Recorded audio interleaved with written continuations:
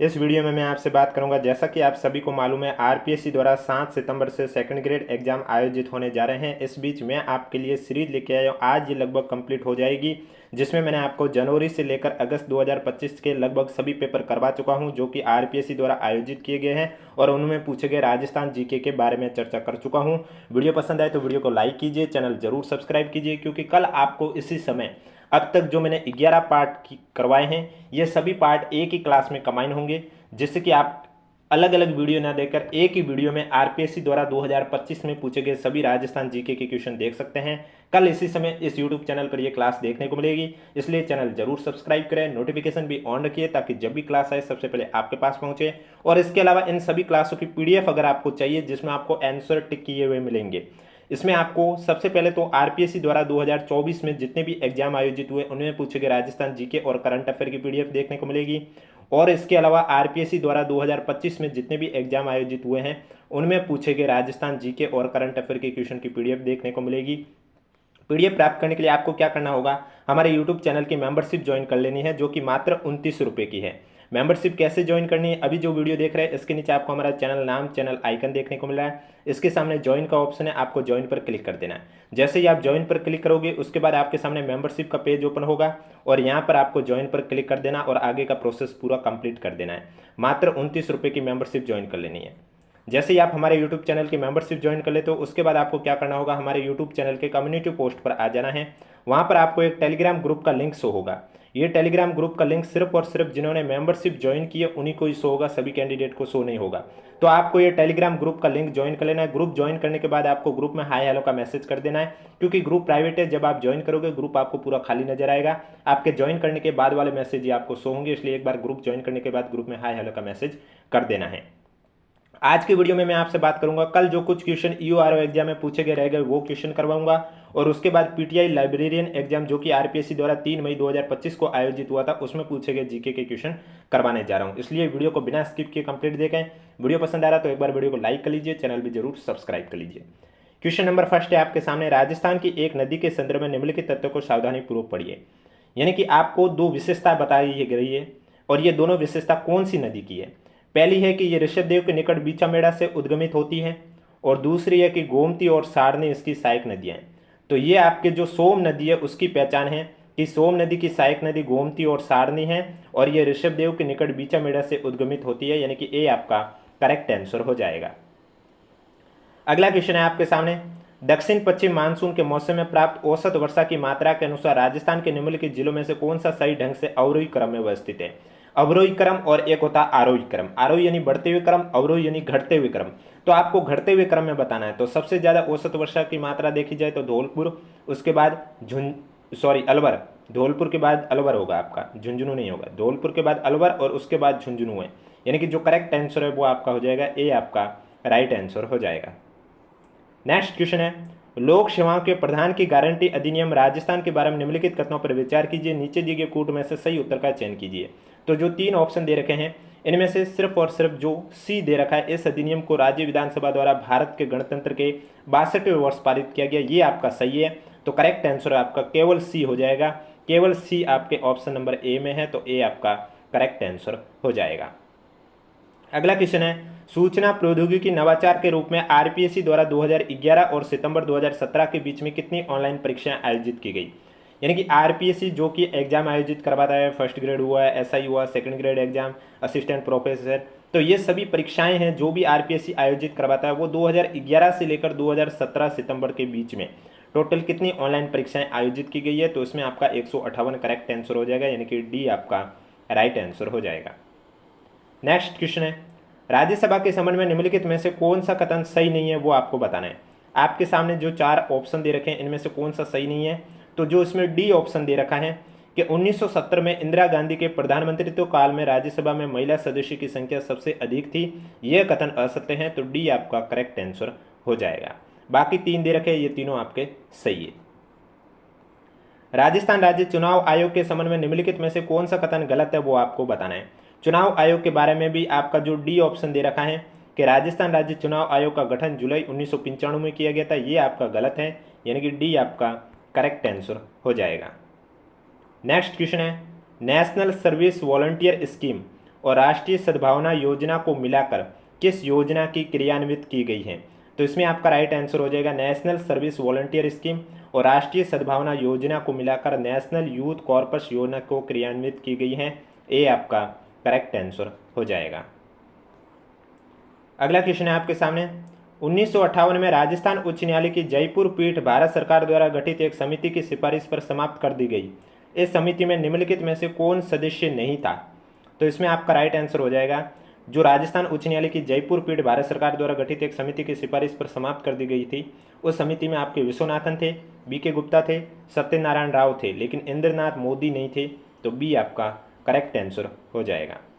मौलिक अधिकार के बारे में कौन सा कथन सही है? नीचे दिए गए कूट में से सही उत्तर का चयन करना है कि कौन सा कथन है वो आपका सही है।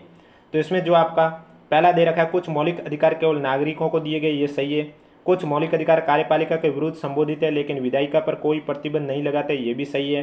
कुछ मौलिक अधिकारों का उद्देश्य विधायी शक्ति पर निरपेक्ष प्रतिबंध है, ये भी सही है।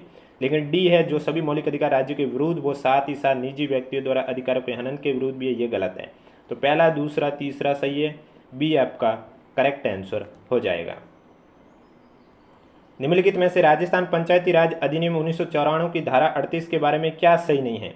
तो धारा 38 के बारे में कौन सा कथन सही नहीं है? जो बी दे रखा है कि इस तरह हटाया गया अध्यक्ष राजस्थान पंचायती राज अधिनियम के अधीन 2 वर्षों तक चुनाव के योग्य नहीं होगा, ये आपका सही नहीं है। तो बी आपका करेक्ट आंसर हो जाएगा। नेक्स्ट क्वेश्चन है, लोकायुक्त राजस्थान निम्नलिखित में से किसके विरुद्ध शिकायतें नहीं सुन सकते हैं? तो इसमें आपका राइट आंसर हो जाएगा राजस्थान विधानसभा सचिवालय के अधिकारी और कर्मचारी के विरुद्ध शिकायत नहीं सुन सकते हैं, डी आपका राइट आंसर हो जाएगा। कैबिनेट मंत्री, जिला प्रमुख, जिला कलेक्टर के विरुद्ध शिकायत सुन सकते हैं लोकायुक्त, लेकिन राजस्थान विधानसभा सचिवालय के जो अधिकारी और कर्मचारी हैं उनकी शिकायतें नहीं सुन सकते हैं, डी आपका करेक्ट आंसर हो जाएगा। वीडियो पसंद आ रहा है तो एक बार वीडियो को लाइक कर लीजिए, चैनल भी जरूर सब्सक्राइब कर लीजिए। राजस्थान एमएसएमई पॉलिसी 2024 की मुख्य दृष्टि क्या है? तो उसकी मुख्य दृष्टि है राजस्थान में वैश्विक, प्रतियोगी और स्थानिक प्रासंगिक एमएसएमई क्षेत्र को सर्जित करना है, यानी कि डी आपका करेक्ट आंसर हो जाएगा। अगला क्वेश्चन है आपके सामने, संविधान सभा के संबंध में निम्नलिखित में से कौन सा कथन गलत है वो आपको बताना है। तो इसमें आपका जो सी दे रखा है ये गलत है। हाउस कमेटी के अध्यक्ष राजेंद्र प्रसाद है, ये गलत है। और पश्चिम बंगाल का प्रतिनिधित्व 29 सदस्यों ने किया, यह भी गलत है।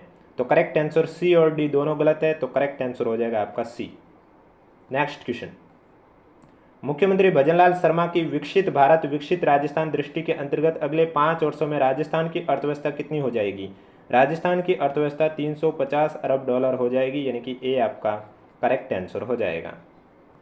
अभिकथन और कारण दे रखा है, आपको सही बताना है। तो यहाँ पर दे रखा है अभिकथन की संसद का प्रथम दायित्व मंत्रिमंडल प्रदान करना और इसे उत्तरदायी बनाए रखना, सही है। कारण है कि मंत्रिमंडल की जिम्मेदारी लोकप्रिय सदन के प्रति है, इसकी सदस्यता अनिवार्य रूप से उस सदन तक सीमित नहीं है, कारण भी सही है, लेकिन सही स्पष्टीकरण नहीं है। तो करेक्ट आंसर है वो आपका डी हो जाएगा। ए और आर दोनों सही है, लेकिन आर ए की उचित व्याख्या नहीं है। अगला क्वेश्चन ये आपका डिलीट करवा दिया गया है आरपीएससी द्वारा। नेक्स्ट क्वेश्चन, के संविधान संशोधन के परिणाम स्वरूप भारत का निर्वाचन आयोग संसद और राज्यों की विधानमंडलों के निर्वाचन से उद्भूत या समशक्त संदेह और विवाद के निर्णय के लिए निर्वाचन न्यायाधिकरण की नियुक्ति नहीं कर सकता है? तो इसमें आपका 19वां संविधान संशोधन अधिनियम करेक्ट आंसर हो जाएगा, यानी कि ए आपका राइट आंसर हो जाएगा। भारतीय संविधान के बारे में निम्नलिखित में से कौन सा कथन सही है वो आपको बताना है, सही उत्तर का सेलेक्ट करना है। तो इसमें आपके जो 3 दे रखे हैं, पहला है कि भारत का संविधान न्यायिक सर्वोच्चता की अमेरिकी व्यवस्था और संसदीय सर्वोच्चता के ब्रिटिश सिद्धांत के बीच का रास्ता अपनाता है, ये एकदम सही है। भारतीय संविधान संसदीय सर्वोच्चता के ब्रिटिश सिद्धांत के स्थान पर सीमित सरकार के अमेरिकी सिद्धांत को प्राथमिकता देता है, ये भी सही है। भारतीय संविधान कानून की उचित प्रक्रिया के सिद्धांत के स्थान पर कानून द्वारा स्थापित प्रक्रिया के सिद्धांत का अनुसरण करता है, ये भी सही है। तो यानी कि पहला, दूसरा, तीसरा तीनों सही है, यानी कि ए आपका करेक्ट आंसर हो जाएगा। नेक्स्ट क्वेश्चन, अगला क्वेश्चन है आपके सामने, निम्नलिखित में से कौन सा देश rising Rajasthan global investment summit 2024 का पार्टनर देश नहीं था? तो इसमें आपका तुर्की हो जाएगा, जो कि राजस्थान ग्लोबल इन्वेस्टमेंट समिट 2024 का पार्टनर देश नहीं था, डी आपका राइट आंसर हो जाएगा।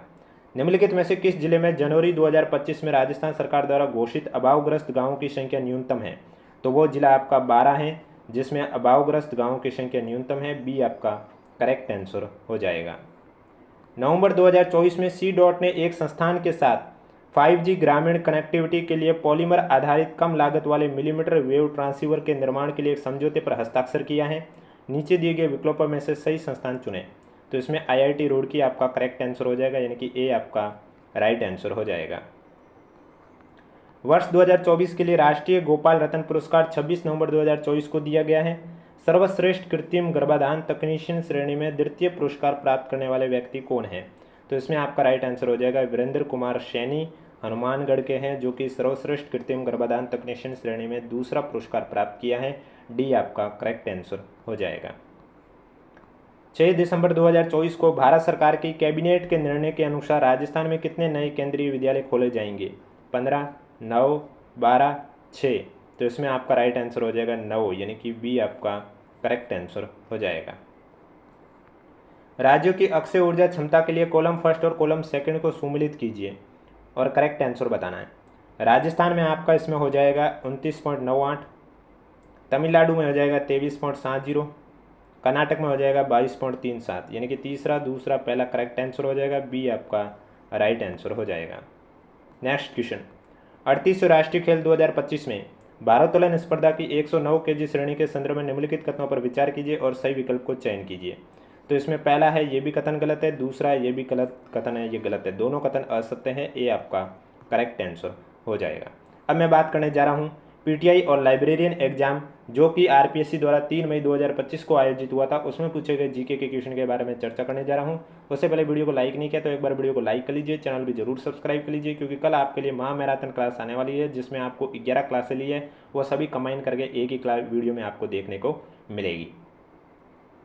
राजस्थानी भाषा के संदर्भ में निम्नलिखित कथनों पर विचार कीजिए। पहला है मध्यकालीन राजस्थानी भाषा में गीत और दुआ प्रमुख छंद थे, ये सही है। इस समय पिंगल भाषा का प्रचलन हुआ जिस पर ब्रज भाषा का प्रभाव था, ये भी सही है।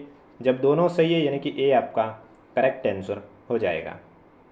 नेक्स्ट क्वेश्चन, किस लोक देवता का मेला भाद्रपद कृष्ण पक्ष नवमी को आयोजित किया जाता है? तो गोगा नवमी आपके भाद्रपद कृष्ण पक्ष नवमी यानी कि जन्माष्टमी के अगले दिन आयोजित होता है ये मेला, गोगा जी का मेला। तो करेक्ट आंसर आपका हो जाएगा डी। नेक्स्ट क्वेश्चन, मेवाड़ राज्य के भील किसे अवतारी पुरुष मानते थे? मेवाड़ राज्य के भील हैं वो मोतीलाल तेजावत को अवतारी पुरुष मानते थे। सी आपका करेक्ट आंसर हो जाएगा। राजस्थान लिपि को किस रूप में लिखा जाता था? तो राजस्थानी लिपि को महाजनी, कामदारी और शास्त्री के रूप में लिखा जाता है। 1, 2, 3, सी आपका करेक्ट आंसर हो जाएगा। निम्न में से किन समाचार पत्रों में बिजोलिया किसान आंदोलन की खबरें प्रकाशित हुई हैं? तो इसमें आपका हो जाएगा प्रभा, प्रताप, केसरी, वेंकटेश्वर समाचार। 1, 2, 3, 4, सी आपका करेक्ट आंसर हो जाएगा। नेक्स्ट क्वेश्चन, बागोर पुरास्थल के संदर्भ में कौन सा कथन सही है?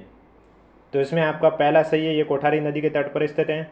दूसरा, स्थानीय लोग इसे मां सती के नाम से जानते थे, ये भी सही है। तीसरा, इसके उत्खनन कार्य से वीएन मिश्रा संबंध रहे हैं, ये भी सही है। तो जब तीनों सही है तो करेक्ट आंसर आपका हो जाएगा डी। सलेमाबाद में निम्बार्क पीठ के संस्थापक निम्न में से कौन थे? निम्बार्क पीठ के संस्थापक परशुराम देव थे, यानी कि डी आपका करेक्ट आंसर हो जाएगा। मेड़ता के पास हुए युद्ध में अलाउद्दीन खिलजी के किस सेनानायक और उसकी पत्नी को कानड़ देव की सेना ने बंदी बना लिया था? तो इसमें आपका राइट आंसर हो जाएगा शमस खान को कानड़ देव की सेना ने बंदी बना लिया था। ए आपका करेक्ट आंसर हो जाएगा। चाहमान शासक विग्रहराज चतुर्थ के संदर्भ में निम्न में से कौन सा कथन सत्य नहीं है? तो इसमें जो ललित विग्रह नाटक की रचना की है उन्होंने, ये आपका कथन सत्य नहीं है। बाकी अजमेर में एक संस्कृत विद्यालय का निर्माण कराया, सही है। सोमदेव उनका राजकवि था, ये भी सही है। और दिल्ली के तोमर और चालुक्य शासकों को पराजित करके चौहान राज्य का विस्तार किया, ये भी सही है। राजस्थानी भाषा का निम्न में से कौन सा ग्रंथ गद्य और पद्य दोनों में लिखा गया है? तो वो है आपके अचलदास खींची वचनी का, ये आपके गद्य और पद्य दोनों में लिखा गया। बी आपका करेक्ट आंसर हो जाएगा। राजस्थान साहित्य की किस विधा में नृत्य, गायन और अभिनय तीनों कलाओं का समावेश मिलता है? वचनिका, बात, रास, ख्यात। तो राजस्थानी साहित्य की जो रास है इसमें आपके अभिनय में तीनों कलाओं का समावेश मिलता है। सी आपका करेक्ट आंसर हो जाएगा। नेक्स्ट क्वेश्चन, रणकपुर मंदिर के विषय में निम्न में से कौन सा कथन सत्य है? वो आपको बताना है। पहला है कि इसका निर्माण धरणाक तथा धरणसा ने करवाया था। इसका मुख्य शिल्पी देपाक और दीपा था। इस मंदिर की मुख्य प्रतिमा जैन तीर्थकर भगवान आदिनाथ की है। तो अ ब स जब सभी सही है तो करेक्ट आंसर आपका हो जाएगा बी। अगला क्वेश्चन है, राजस्थान की किस चित्रकला शैली में माथेरान परिवार का योगदान सर्वाधिक माना जाता है? बीकानेर शैली में आपके माथेरान परिवार का योगदान सर्वाधिक माना जाता है। डी आपका करेक्ट आंसर हो जाएगा। निम्नलिखित में से किस स्थान से राजस्थान के लोगों ने प्रथम साप्ताहिक समाचार पत्र राजस्थान केसरी का प्रकाशन किया है? तो इसमें आपका राइट आंसर हो जाएगा वर्धा से राजस्थान के लोगों ने प्रथम साप्ताहिक समाचार पत्र राजस्थान केसरी का प्रकाशन किया। ए आपका करेक्ट आंसर हो जाएगा। चरचरी रचना निम्न में से किससे संबंधित है? तो जो चरचरी रचना है यह आपके उत्सव में ताल व नृत्य के साथ गाई जाने वाली रचनाओं से संबंधित है। सी आपका करेक्ट आंसर हो जाएगा। बुलाक आभूषण मानव शरीर के किस भाग पर धारण किया जाता है? तो जो बुलाक आभूषण है वो मानव शरीर के नाक में धारण किया जाता है। ए आपका करेक्ट आंसर हो जाएगा। राजस्थान में पर्यटन को उद्योग का दर्जा है वो किस वर्ष में दिया गया? राजस्थान में पर्यटन को उद्योग का दर्जा 1990 में दिया गया, यानी कि सी आपका करेक्ट आंसर हो जाएगा। नेक्स्ट क्वेश्चन, निम्न में से कौन सा त्यौहार चैत्र माह में मनाया जाता है? तो इसमें आपका राइट आंसर हो जाएगा जो गुड़ला त्यौहार है ये आपके चैत्र माह में मनाया जाता है। डी आपका करेक्ट आंसर हो जाएगा। नेक्स्ट क्वेश्चन है, मारवाड़ के शासक चंद्रसेन के संबंध में निम्न में से कौन सा कथन सही नहीं है? तो चंद्रसेन के बारे में जो बी दे रखा है कि राव चंद्रसेन की मृत्यु सिरोही में हुई थी, यह सत्य नहीं है। बी आपका करेक्ट आंसर हो जाएगा। निम्नलिखित में से राजस्थान के किस शासक ने 1857 के विद्रोह को दबाने में अंग्रेजों का सहयोग नहीं किया है?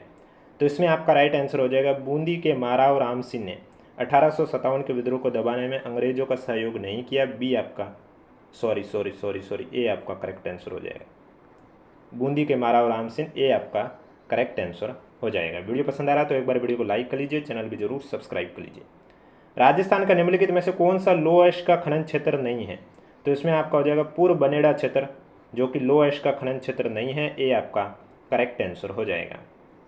निम्नलिखित कथनों पर विचार कीजिए और सही उत्तर का चयन कर नीचे दिए गए कूट से कीजिए। तो इसमें आपका सालीसर, जसूसर, मलीसर शेखावटी प्रदेश में अवस्थित है। हनुमानगढ़ के निकट गगर नदी का तल नाली कहलाता है। बी और सी सही है, यानी कि ए आपका करेक्ट आंसर हो जाएगा।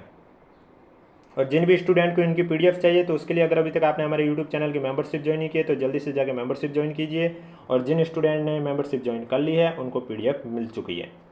निम्नलिखित में से राजस्थान का कौन सा जिला अवनालिका अपराधन से सर्वाधिक ग्रसित है? तो आपका राजस्थान का जो करौली जिला है वो अवनालिका अपराधन से सर्वाधिक ग्रसित है। डी आपका करेक्ट आंसर हो जाएगा। अब सुमेलित बताना है आपको। एक साइड पर्वतीय क्षेत्र है, दूसरी साइड प्रमुख शिखर है, तो इसमें आपका सुमेलित कौन सा है? अब देखो, माउंट आबू ऋषिकेश एकदम सही है, जसवंतपुरा डोरा सही है, सिवाना नाकोड़ा सही है, जालोर झारोला सही है। ए बी सी डी ये सुमेलित ही है। ए आपका करेक्ट आंसर हो जाएगा। 2011 की जनगणना के अनुसार निम्न में से किस जिला समूह में महिला साक्षरता 40% से भी कम है? तो इसमें आपका जैसलमेर, जालोर और सिरोही जिले में महिला साक्षरता 40% से भी कम है। सी आपका करेक्ट आंसर हो जाएगा। निम्नलिखित उद्योगों और उनके अवस्थिति में से कौन सा एक सुमेलित नहीं है? तो इसमें जो बी दे रखा है कोऑपरेटिव पेस्टिसाइड फैक्ट्री गंगानगर, ये गलत है। अब आपको कमेंट बॉक्स में बताना है कि कोऑपरेटिव पेस्टिसाइड फैक्ट्री है ये कहाँ पर स्थित है। बाकी सभी सही है। टायर ट्यूब अलवर सही है, Rajasthan explosive and chemicals Dholpur सही है, स्टेट केमिकल वर्कर डीडवाना भी सही है। राजस्थान सरकार ने स्टेट वेटलैंड अथॉरिटी की स्थापना हेतु अधिसूचना किस वर्ष में जारी की थी? तो वो अधिसूचना 2018 में जारी की थी, यानी कि डी आपका करेक्ट आंसर हो जाएगा। सिंचाई परियोजना और अवस्थिति दे रखी है, आपको सुमेलित करके करेक्ट आंसर बताना है।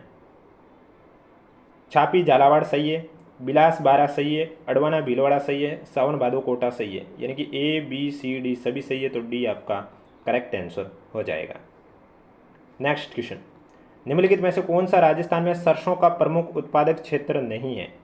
तो इसमें आपका दक्षिणी क्षेत्र हो जाएगा, जो कि सरसों का प्रमुख उत्पादक क्षेत्र नहीं है। ए आपका राइट आंसर हो जाएगा। मोरन, छाप और इराऊ ये सहायक नदियाँ किसकी हैं? तो ये सभी आपके माही नदी की सहायक नदियाँ हैं, मोरन, छाप और इराऊ। बी आपका करेक्ट आंसर हो जाएगा। लवणीय मिट्टी किस जिला युग्म में मुख्यतः पाई जाती है? तो लवणीय मिट्टी आपके जालोर और बाड़मेर में पाई जाती है, यानी कि बी आपका करेक्ट आंसर हो जाएगा। कोपेन के जलवायु वर्गीकरण के अनुसार कौन से जिलों का युग्म उष्ण आर्द्र प्रदेश में सम्मिलित है? तो इसमें आपका राइट आंसर हो जाएगा बांसवाड़ा और डूंगरपुर का युग्म उष्ण आर्द्र प्रदेश में सम्मिलित है। डी आपका करेक्ट आंसर हो जाएगा। राजस्थान में निम्नलिखित में से कौन सा खनन क्षेत्र मुल्तानी मिट्टी का नहीं है? तो राजस्थान में जो मौकासर खनन क्षेत्र है ये मुल्तानी मिट्टी का नहीं है। बी आपका करेक्ट आंसर हो जाएगा। अगला क्वेश्चन है 2011 की जनगणना के अनुसार राजस्थान के किन जिलों में न्यूनतम ग्रामीण व नगरीय लिंगानुपात अंकित किया गया है?